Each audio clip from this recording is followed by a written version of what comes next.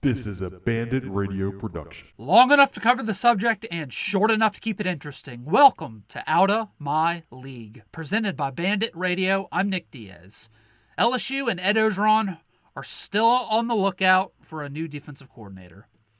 Marcus Freeman said yes, he was coming, and he wanted to, but according to reports, when he got back to Cincinnati, his wife said, nope, pick a place that's closer to home. And that was Notre Dame. That's just how it works. Mom controls the household. They had 6 kids. Nothing you can do about it. You made the best offer possible. It was just about location. As an example, actually, Jake Peets, the offensive coordinator now for LSU, he also has 6 kids. And at the press conference today, he just said, hey, I really wanted to be at LSU, but the reason why I'm here is because my wife said, yeah, let's move to Baton Rouge. I'm okay with it. She gave the go-ahead. Now we're at LSU. That's just how it works. So that's how Ed Orgeron got to where he is now. So who does he hire next as the defensive coordinator? Well, before I give an idea, I'll say this. Happiness is built on expectations, right? Your first choice helps you build expectations, no matter what it is. The first expectation was Marcus Freeman. People started imagining him on the sidelines. Then you started doing research on his background. Started imagining him wearing the purple and gold T-shirt on the sidelines with the headset, researching his family, his players, looking up film on his old defenses at Cincinnati. Marcus Freeman was your expectations. And now, because of this, you think every other candidate will not suffice because you have a bad taste in your mouth. Every candidate from here on out will feel, at least somewhat, like a loss. Even if it's a proven defensive coordinator, it just will. Just will. Now, LSU fans, as an example, LSU fans don't think Jake Peets is a huge disappointment, even though he's not a proven play caller. Why? Because it was Coach O's first choice. You don't see a lot of negative feelings towards Jake Peets or DJ Mangus because it was the first choice. Happiness is built on expectations. So, who does LSU go to? Well, a report from Glenn Guilbeau of the Daily Advertiser in Lafayette says Ryan Nielsen is still Coach O's top choice. No surprise. For those that don't know, Ryan Nielsen is the Saints defensive line coach, and he's been the Saints defensive line coach for the past 4 years. He has 15 years of coaching experience in college before that. At the press conference this morning, Coach O was asked about the defensive coordinator hire, and he said, quote, he's got a good feeling on who the defensive coordinator will be, but says, I'm going to have to be patient. If that doesn't give you a hint it's Ryan Nielsen, then I don't know what does.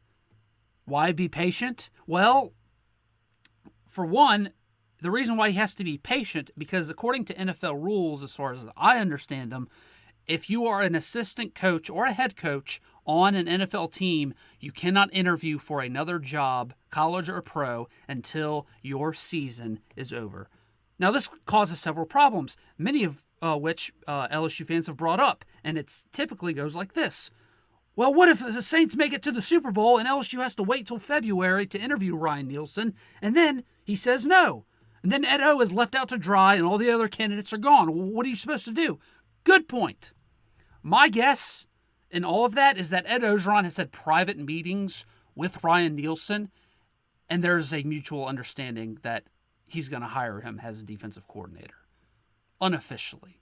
That's my guess. He coached him at USC in the late 90s, early 2000s. They worked together at Ole Miss. They have a connection with the Saints. He's like a son to him. I would imagine that they've had these conversations.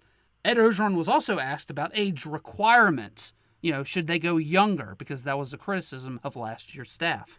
Ed Orgeron actually responded to that and said, on the value of younger coaches, quote, younger knows the spread. We, older coaches, we weren't born in the spread. We weren't raised in the spread. I always said age should not be a deal breaker, but it's starting to sound like it is to Coach O. By the way, Ryan Nielsen is 41. And also in the Glenn Guilbeau report I mentioned earlier, he also said Georgia co-defensive coordinator and linebacker coach Glenn Schumann, I think that's whatever. The Georgia co-defensive coordinator, who is 30, is also a candidate. Y'all, in all honesty, I'm going to be straight with you. O has said multiple times he's had to wait or be patient when getting his next candidate for defensive coordinator ever since Marcus Freeman left. This is so painfully obvious. It's going to be Ryan Nielsen. Do I know that for a fact? No, it's just obvious. One of those things where I don't know it to be a fact, I just know it's true. Now, is Ryan Nielsen going to be a bad defensive coordinator? I don't know. I'm not going to sit here and pretend like I know Ryan Nielsen and his mind and how he draws up plays. I've never met the man. I don't, haven't gone up and asked him how he would call this defense or that defense on the chalkboard. Even if I did, I wouldn't even know what the hell he was talking about because this show is called Out of My League for a reason. You know what you're getting into when you press play. So I don't know this. Ryan Nielsen is considered, however, the best defensive line coach in college or pro football. That I know is certain. 15 years in college and the past 4 years with the Saints, his record and his resume is phenomenal in that position. Does that mean he can call a defense? I don't know. Doesn't mean he can't by any stretch of the imagination. But the last thing I'll say is this. If Ed Orgeron makes Ryan Nielsen his defensive coordinator, he's putting his job on the line because O will now hire 2 unproven coordinators on his staff. And if you're going to make that hire, you shouldn't worry about the expectations from fans. You make the hire because you believe it's right. And you better, because your job is put on the line. Thanks for listening to Out of My League. If you like what you heard, be sure to like, share, and subscribe, or follow me on Twitter at @TheNickDiaz.